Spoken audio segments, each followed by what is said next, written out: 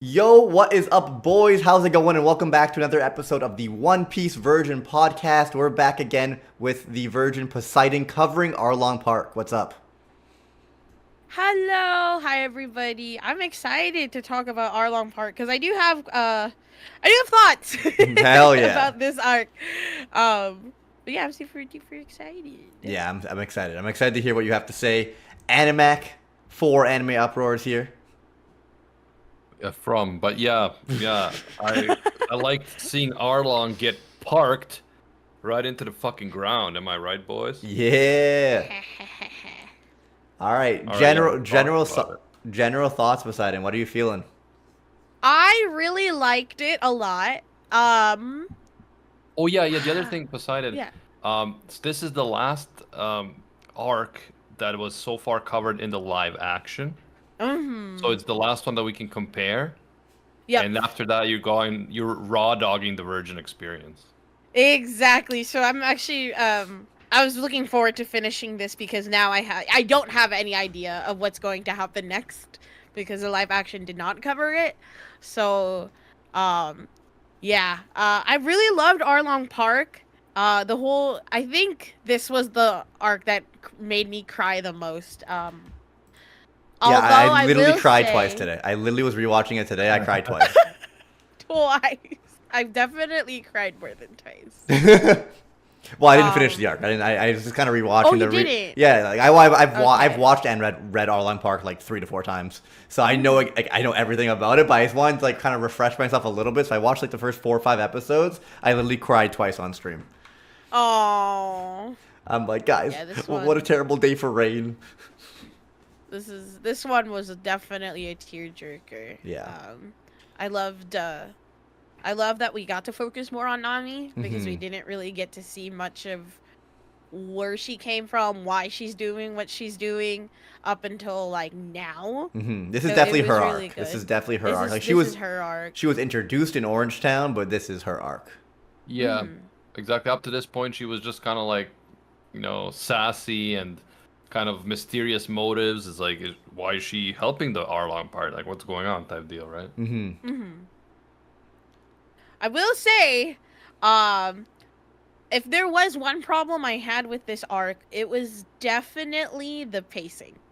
Yeah, that's gonna be a common Yeah. theme for sure, and it's still decent. It does kind of get worse as it goes, but it does. I think with every arc, it gets a little bit longer, a little bit like more dragged out and stuff. Especially if you're watching the original, you're not watching One Piece or anything like that. For sure, yeah. I was watching the original, and there were like some points I was like ready to put it on like 1.25, 1.5 speed just to kind of get through it. Um, the fights were definitely pretty long, especially the Zoro and Sanji ones, where it was just like a lot of just the same frame for a few seconds and then another frame for the next few seconds. So it definitely felt a little bit unnecessary, but honestly, I don't really mind it. It was just probably one of the few problems I had with this arc. But overall, I really loved the characters. We got to see a lot of growth from Nami. I really love that a lot of it was also focused on the town itself, which I felt like you didn't really get from the live action. You get to learn more about Genzo, and you got to see more Nojiko and her relationship with Nami. And I loved that there were almost, I feel, was it 2 episodes? Maybe an episode and a half that was focused on Nami's backstory and how Bellamere found them and, they're growing up and all of that. So that was really enjoyable for me. Yeah, Just to get more watching focus. that was one of the tearjerker moments. Was that backstory is just so well done, and just watching Bellamere kind of sacrifice herself for her 2 kids, just like to feel like it's a family and like not be like live this false lie or whatever. It was just a beautiful moment. I agree. That one, oh my gosh. I wish, it made me kind of wish the live action focused more on it, but I also understand that, they only had a certain amount of time in episodes that the original anime didn't get. Yeah, like I Or think they did did get, yeah. they did an okay job in the live action, but I think this is the one that was like the least accurate or like this the most Yeah, the the most most rushed, I rushed, think. right? Because Oh, 100%. in terms of the length of the actual manga arc versus how they translated, how many episodes it got and stuff, I think it was definitely the most rushed. Well, think about it. Um, There's like 13 episodes in the anime, and I think they did it in about 2 in the live action. So they had to cut out half the content. yeah, and I will also say that as a manga guy, the pacing is an anime issue. It's not a manga issue. So if you're getting True. confused, Poseidon is watching the anime, but if you're reading the manga, pacing is, I think, absolutely great. However, one positive to the anime is you get the moments where Bellamere sacrifices herself. That's so sad. Or the moment with Nami asking Luffy for help. That like the music is playing, and that music just adds so much more emotion and attachment to the scenes. So pros and cons for anime versus manga for sure. Poseidon, I want to ask you. So where would you Yes. rank this arc compared to the rest of the arcs you've watched so far? You know, I really love Baratier. My goat! Let's go! I think Baratier probably is still my favorite now that I'm like sitting with it. Arlong Park is definitely in the second now. Yes, fair. Those two are definitely fighting for first, but I think between the two, I enjoyed Baratier the most. Still enjoyed Arlong Park. The fights were really cool in Arlong Park. I think it was cool that we got to be introduced to the fishmen. I don't think prior to this you got to see any other kind of like races from this world. Mm-hmm. You got kind of a little taste of the Nezumi, the marine mouse guy. But we didn't really get to see like the fishmen and all of that. So Yo, that's so funny. I think Nezumi just might be a normal human with weird facial hair. You think so? I thought don't it was know. like a hybrid type. Yeah, of thing. maybe. Mouse And we guy have is the just a butler, mouse yeah. guy. Oh no, but Mary might be a hybrid. Mary might actually be a hybrid. I feel like this mouse guy is actually. I don't know. I'm gonna look it up. That's so funny. But yes, we got to see the Arlong pirates. We got to see the fishmen in action. I'm gonna look this up. I'm so curious. But Yeah, you're good. keep on going, gamer. I thought it was really cool about the fisherman race, how we're introduced to them and them having like certain different traits, how they can, breathe underwater, they can actually be stronger underwater, and yeah, I really, if I had like a favorite character that was specific to this arc, it was definitely Hachi. You like Hachi? Let's go! I love Hachi. I thought he was so silly. Yeah, he's funny. The comedy is there. Like he's asking Zoro his name, and then he just like cuts him off and says, "I've already told you my name. It's Hachi." Like it's just so silly and goofy. And guess what? There's no Hachi in the live action. I know, and that's why I was like, oh man, I really wish they put this guy in the live action because he's so funny. But I also understand why they would cut him out. But Totally expected to have Poseidon biased towards the fish people. I love my fish people. I do love my fish people. I think this Marine is just a dude. I You think he's just a dude? I thought he was a mouse guy. I don't know. Or he might be a hybrid. I don't know. Chat, look it up. Fact check it. I find it so curious. Also, where do you rank Arlong in regards to villains compared to the other villains? I think he's number one for me. Yeah, I think that's fair. Don Krieg is definitely does not compare to Arlong in my opinion. Yeah. All right, me and Poseidon are like very much the same page. Like Baratier and Arlong Park are pretty neck and neck. I slightly prefer Baratier, but I feel like most people actually tend to prefer Arlong Park, and I understand why, because Arlong is definitely a better villain, and we both agree on that as well. Oh, 100%. It almost kind of makes me kind of be like, was Don Krieg really the best, like, strongest guy on the East Blue when there's Arlong? Like, yeah, I feel like he, like Arlong loaded, like, okay, not gonna get into power scaling terms, but I think Arlong would absolutely kick Don Krieg's ass, like no doubt in my mind, right? 100%. I think the difference is just like Don Krieg had like 5,000 men or something. Like when he comes back from the Grand Line, he like doesn't have the men that he used to have. So he just used to outnumber everyone in the East Blue. And then he had all like these cheap tricks and all these different weapons and stuff. But I think in theory, if him and Arlong went at it, Arlong would just wipe him out. Oh, 100%. Yeah. And also Captain Morgan was a liar too. He like embellished, Mm-hmm. his whole thing. But obviously Mihawk clears them all. But he's not really a villain. But he clears them all. Adamak, I have a question. What is your favorite arc up until this point? Yeah, it's hard because it's obviously either Baratie or Arlong Park. I feel like if Baratie didn't In have the manga, it's probably Arlong Park fair, because of the the payoff and everything like that. In terms of the live action, I think Baratie was better, as I said, because Arlong Park was really rushed. yeah. I mean, Baratie was But the anime I non-existent didn't really to be watch, honest. so I'm not sure. Baratie was kind of non-existent in the live action. So I feel like they kind of messed up both of these arcs. But I do want to say, like, if it wasn't like Mihawk versus Zoro and Baratie, it kind of brings it up a couple notches for me. I agree. I think that was what did it for me too. Yeah, it's That's so true, and good. that is probably the highlight of the live action for me. That's true. Exactly. Although I will say that the Nami Straw Hat moment is strong in the live action too, and in the manga and anime, of course. All right, Poseidon, do you have any like standout emotional moments, standout funny moments that you want to talk about? The one most recent to memory, because I actually finished it the other day, was the pinwheel on Genzo's hat. We got to see why he has that pinwheel. Yeah, that's like good. throughout the whole arc, you kind of see Luffy like, oh my god, his hat is so cool. Why does he have a pinwheel on it? And we finally got that explanation as to why. And it's basically, if I'm remembering correctly, when Nami was a baby, she did not like Genzo. She thought he was scary, so he put the pinwheel on his hat to kind of distract her and make her laugh. Yeah, it's very cute and And wholesome.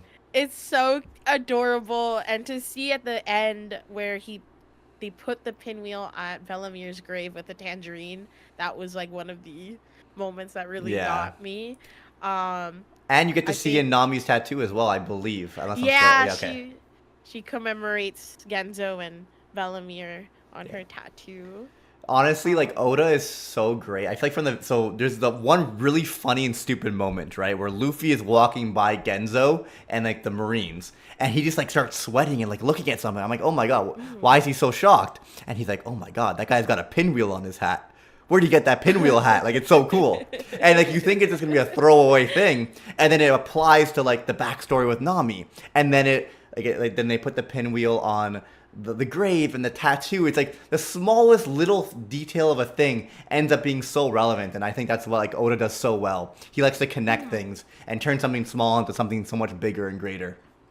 Yeah, Oda, like it just makes me kind of, when I watch, like knowing that Oda does this, it's like I have to hold on to every single little detail because I don't know if it's gonna matter in this arc, it's gonna matter like in the next arc or two arcs. So I'm just kind of like, oh my god, the mind games. I have to be able to pay attention. But it was really sweet. I really loved that moment. Apparently moment Genzo wasn't in the live action, so that's sad. I don't even remember. I think was he? he was there for like one scene, because I remember Genzo was like, when they introduced the village, he was there, but I don't think he really got any spotlight like, at all outside of that.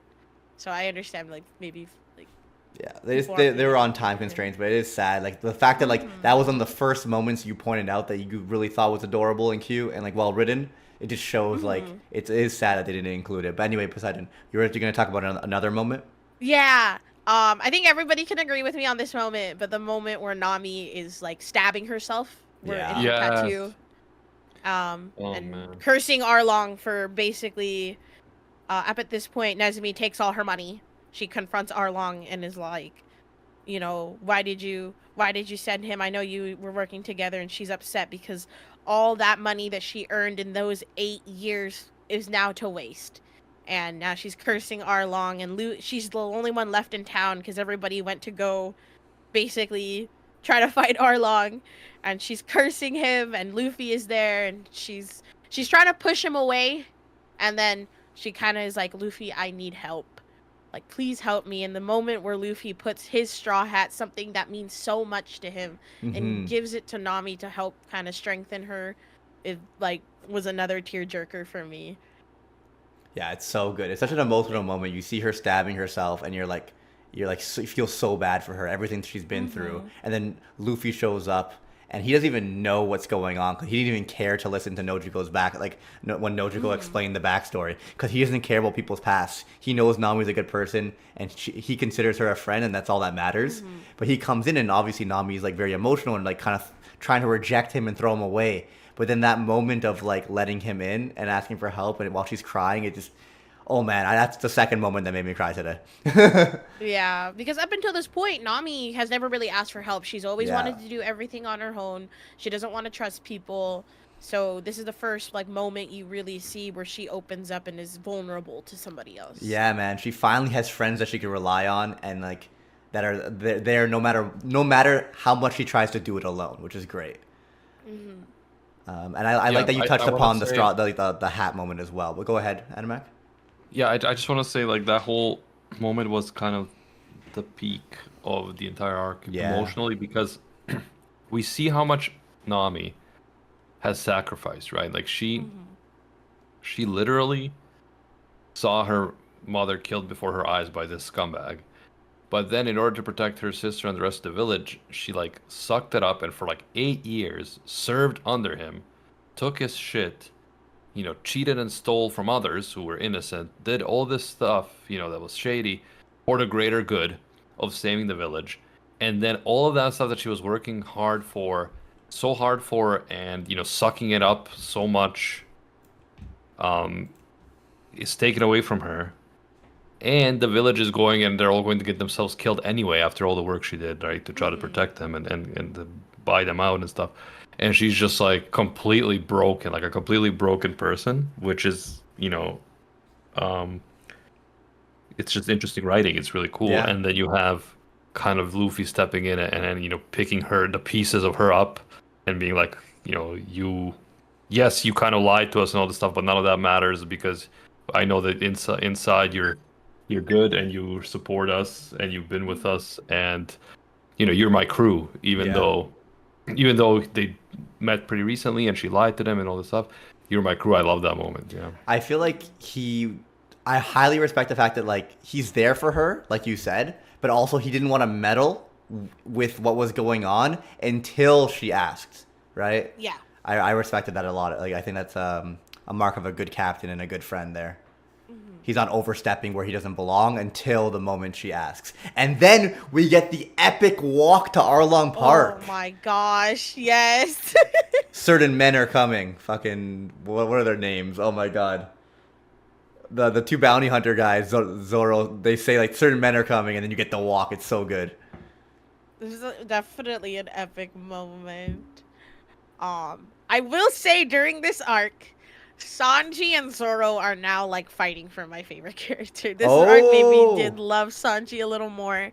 You get to see him his showcase more of his fighting ability, which is awesome.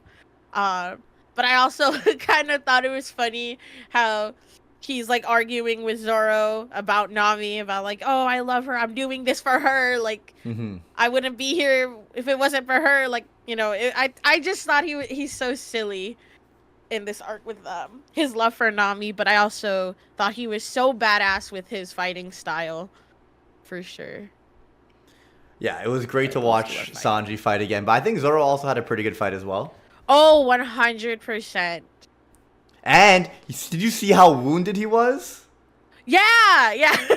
I thought it was funny at the end of the arc. He's with the doctor, and the doctor's calling him an idiot for not like getting all his wounds like patched up. But I thought it was so impressive how he was still able to put a really great fight despite how wounded he was from the previous arc. I mean, that's just like I feel like Oda just has to do it for a little while at the early beginning One Piece before the enemies get too strong, because I feel like Luffy and Zoro are actually pretty similar in strength, especially very early on. So they're like, we can't have two like Luffy level characters. We need to nerf Zoro. Let's make him get cut in half by Mihawk real quick by the final boss. Luffy himself is going against Arlong, so he's Yeah. like Arlong level. So then if you have another Arlong level guy, it's too hard. Yeah. Yeah, I honestly, I think if Zoro is full strength, I think him and Arlong are probably a good match. I don't know who would win for sure, but I think it's possible, right? Yeah, I think Zoro 100%, I believe. could have taken it. The only thing is Luffy is just so much more like durable and resilient. He's like the amount of a beating Luffy takes and he just keeps on going is always crazy. Yeah, because he has a devil fruit. Because he's a devil fruit, right? What else? So Zoro's fight very badass. I like that you liked Sanji's fighting style and you're starting to Yeah. love Sanji as well. So it's neck and neck for you for who's your favorite. Yeah, at this point it is, because the last arc when Baratie finished, I'm like, I think Zoro's still my favorite, but now that I got to see a little more of Sanji outside of his like little arc and his dynamics with the other characters, I'm just like, okay, I can see why at this point a lot of people's favorite character is Sanji. All right, let's not forget about our boy Usopp and his fight. It's such a fucking funny fight, man. Oh my god, I loved. It was honestly that might have been one of my favorite fights like in this arc. I just love. I don't remember the fishman's name, but I remember he's the blue one with I think the blonde. True. Chew. There we go. I just. It just goes to show like Usopp is not a fighter, but he's clever and knows how to his trickery and stuff like that. Because if those two were to fight, obviously Chew's gonna win, right? He's so much stronger, but I think it's cool that Usopp got to take advantage of his environment, and use like the trees to hide and trick him, and using his what is it? Slingshot? Is it slingshot? It's a slingshot, yes. Right? Yeah. Yeah, and like using different type of bullets or whatever those are called. Yeah. To fight him and eventually defeats him, which is really impressive. I think it's funny watching him go from like super cowardly to standing up to super cowardly to standing up, and like it's also cool seeing him strategize because he's like the normal human of the group. Zoro, Sanji, and Luffy are fucking the monster trio. They're genuinely monsters. It's like Nami and Usopp are more human and more normal. So watching Usopp take out one of like the leaders of the Fishman Pirates is this so great to see. It got me so pumped, and it's like funny as well. You got to see the rubber band of doom and the Usopp hammer, and rubber band of doom. Yeah, Oda does it really creatively and in a funny way, and I liked the part where, Usopp has been established to be a coward, and especially when it comes to his own safety. But then when it's time to protect someone else, he actually steps up. Even when he's scared, he like steps up to protect someone else. It's almost like that is more important than just his own safety. And I thought that was like a nice touch about him as a character. Yeah, I agree. I completely agree. What else? What else do we need to talk about? Well, also we have Luffy versus Arlong, that actual fight. Ooh, yeah. I kind of took note that this was actually the fight that I feel like Luffy struggled the most. I feel like he struggled amongst everybody, right? But against Arlong, you can see that Luffy is getting his ass beat. Like, he doesn't know how to deal with like his fishman stuff, like him ripping out his teeth, and then Arlong being like, "Oh no, they just grow back. Like, you can't really do much against me." But I really like that once Luffy kind of understood what Arlong put Nami through, that's when Luffy was like, all right, I need to kick your ass now because this is not okay. And basically Arlong being like, she belongs to me, she doesn't belong to anybody else, and all of that. I thought their fight was really cool. And yeah, I wish it happened a little sooner. Yeah, I mean the pacing is the one thing that I think you're pointing out as to be the flaw of the series, and I think that's completely fair. I think what's great is so Luffy's all about freedom, and Arlong is obviously taking away Nami's freedom and trying to own her and possess her and stuff like that. So one great moment, and I would love to hear how you feel about this, is like Luffy's final part of the fight against Arlong in Nami's room. And you were saying there was a moment where he kind of clicks for Luffy, like what Arlong put her through.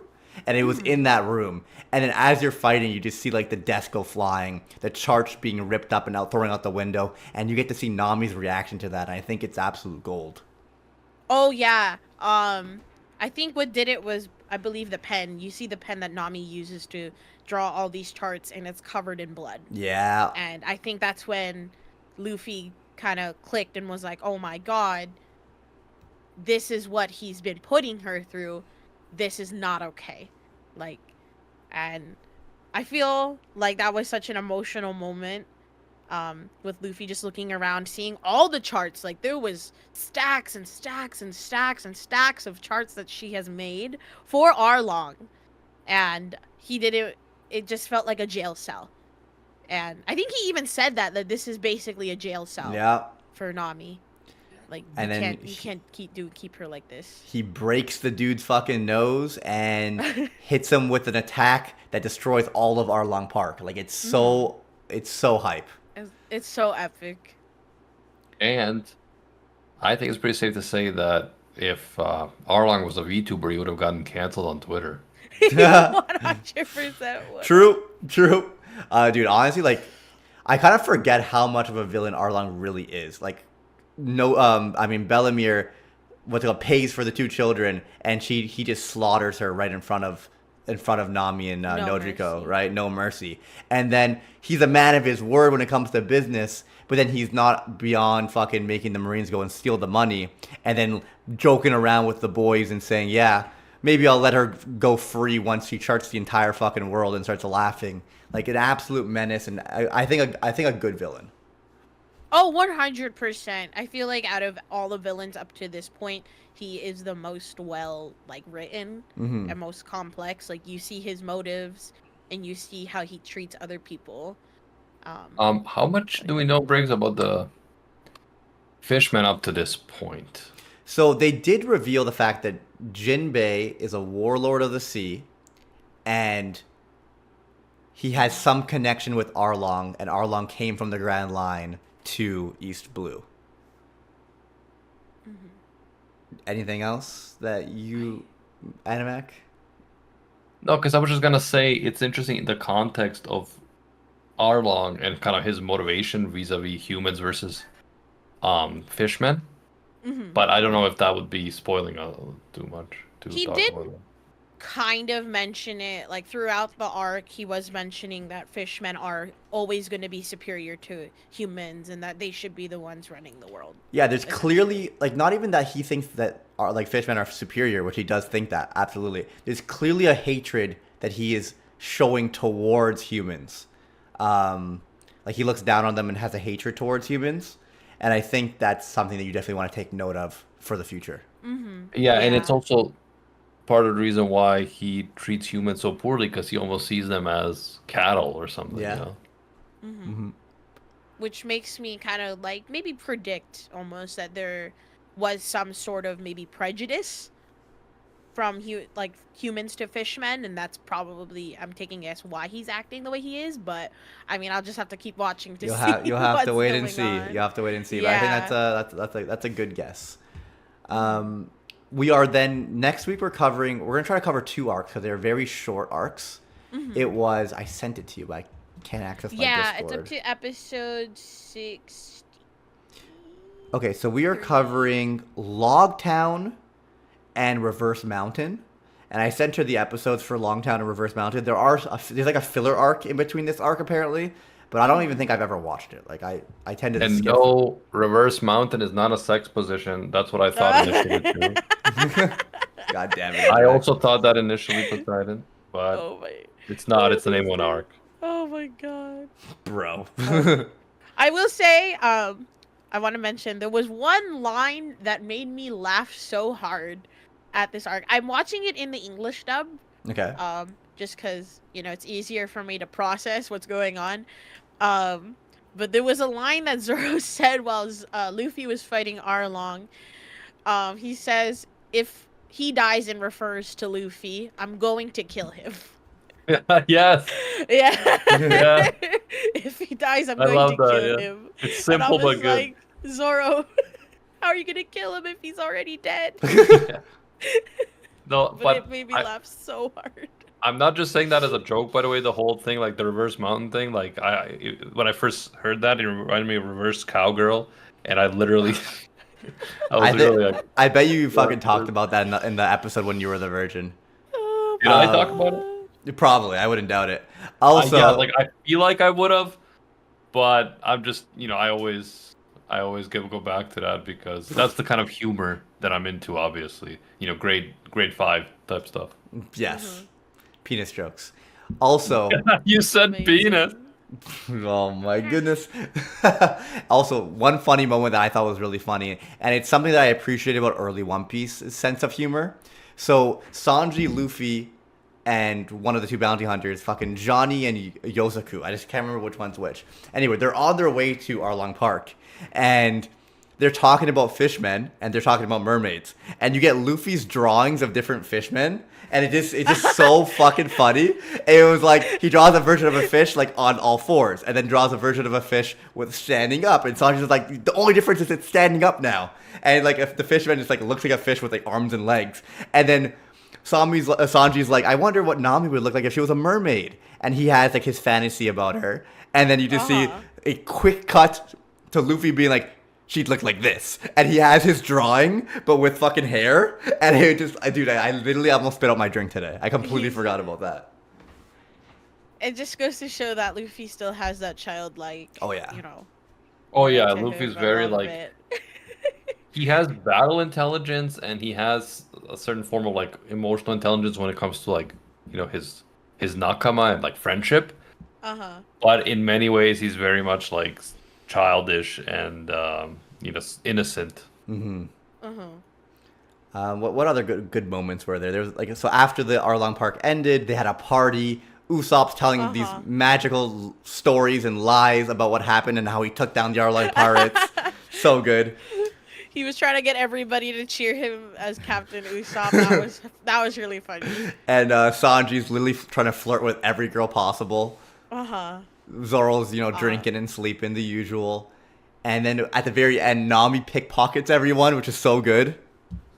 Which is, yeah, that was funny. I wasn't expecting that, but you can kind of tell the town they're almost like okay with it because it's just kind of her thing.